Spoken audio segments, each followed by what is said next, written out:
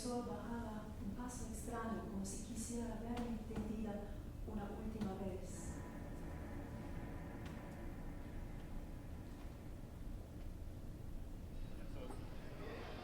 She's narrating first what she's seeing, and then a memory of like where she comes from, and finally kind of revealing,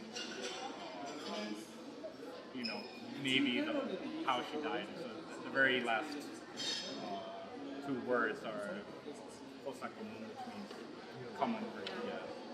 So there's a lot of those in Mexico now with the drug war raging, and like people just like they literally kill people and they just like throw them somewhere, and then people disappear. Well, and in the Palace of Fine Arts, like all of the murals, it's impressionism. Yeah, Those like it seems like this is a heritage of like violence. I think those murals are like they're post Mexican Revolution, and a lot of the history here is concerns like power struggles between the people that have land and the people that have power versus like most of the population, which works the land and creates the resources but doesn't get to see any of them. And I would say that's still like true, maybe in a little bit different of a context. But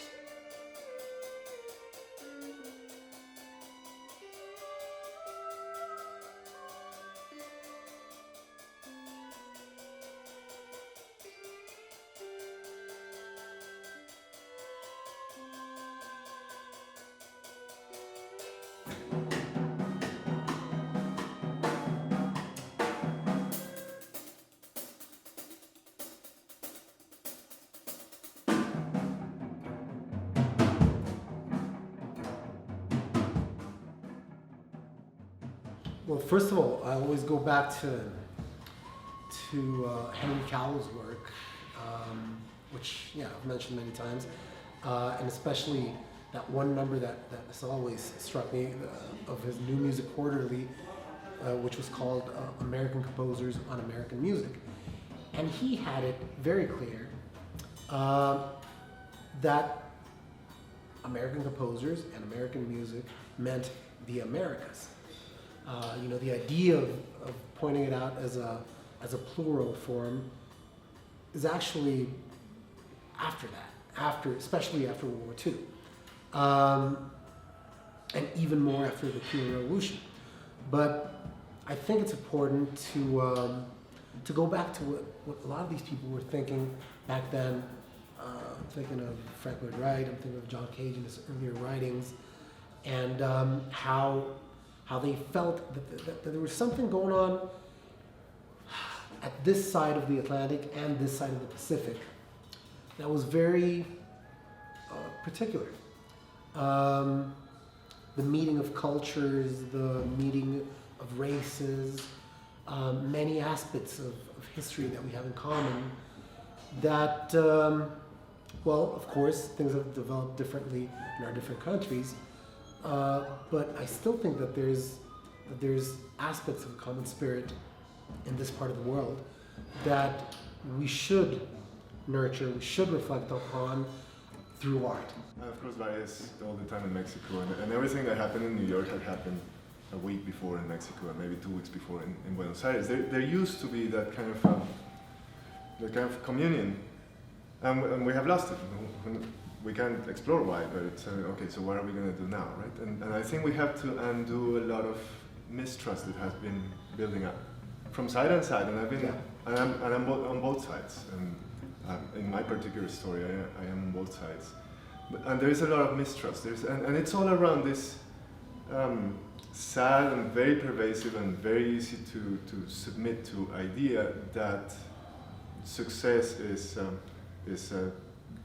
shown or is you can tell how much success you have by where you are. And the fact that there are so many Latin American or south from the south of the U.S.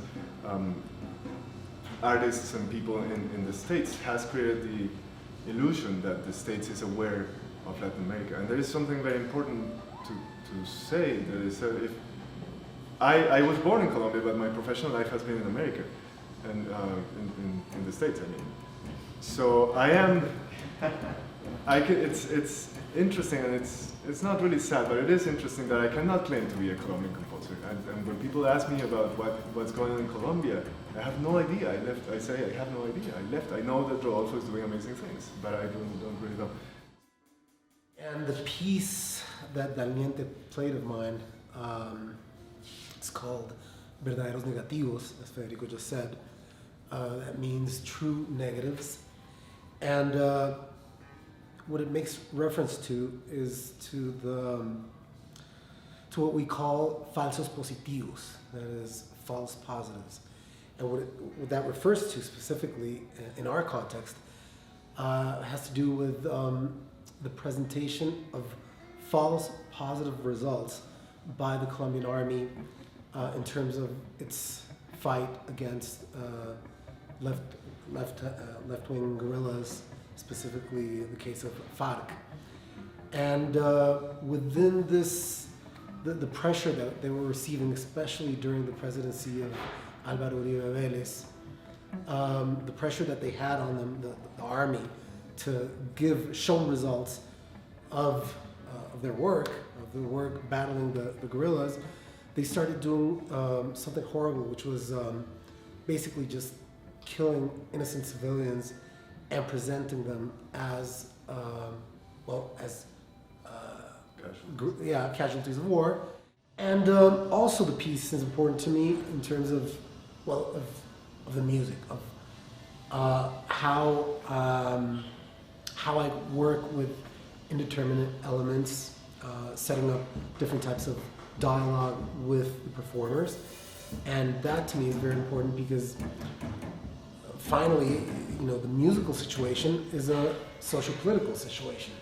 So the way we deal, the way we relate to each other, composer, performers, and of course the audience, is a political situation. And to be experimenting with that type of situation, to me, is very enriching. Of course, a piece of music might not necessarily solve our problems, our political problems, but just the fact that it's played once again, well, it's been played many times, but I mean, it was composed back in 2009, and now 6 years later, you guys play it. It sort of keeps it in our mind that this has happened and that we shouldn't forget. Same as what Federico's piece points to, the tragic loss of Jaramillo Osa. We shouldn't forget these things. And we shouldn't forget, because when we forget them, they happen again. You know, once we lose them from sight, we're just setting ourselves up to be victims of these situations again.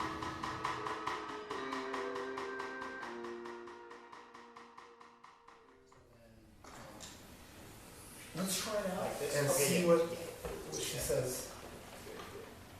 Ahí lo puse lo más largo y lo más, digamos, con menos decaimiento posible. Porque el decaimiento va aumentando, él tiene que ir cambiando de decaimiento a Bueno, vamos mirando. No slow, se va decayendo lentamente. Pero las repeticiones no son de 15 segundos, o sea, son más bien lentas. When I realized that it had been 25 years of the event that I wanted to commemorate, which is the assassination of Bernardo Jaramillo Osa, which is a very symbolic event in Colombia's history. And when it also turned out that we were setting up performances in Bogotá and Colombia, I knew this was it. This is what life had been preparing for this piece to come to life.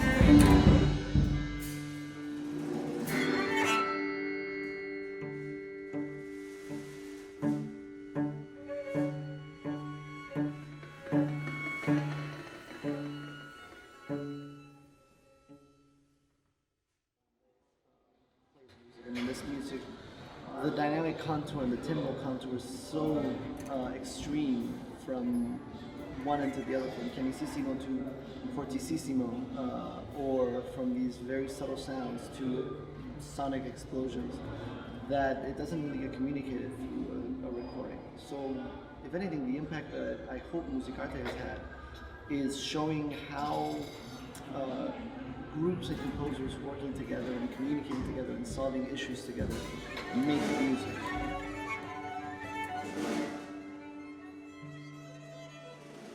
Panama's a very small community, and one thing that happened to me when I left and went to the US was I saw people that were my age but had reached a level that was so much greater than mine because of the level of, not competition, but of the levels they saw their peers reach, because the pool was so much bigger that it makes you strive greater. And that had a big impact on me as a musician, in part because I had to catch up, and then you just learn how to work and listen and analyze and do the training, which is really what's lacking here. I think less and less it'll be a necessity for students to go abroad. Lack of Instruments. Yes. Yeah. You know, we have the only 5-octave marimba in the country, which we had to drive out into the country to get.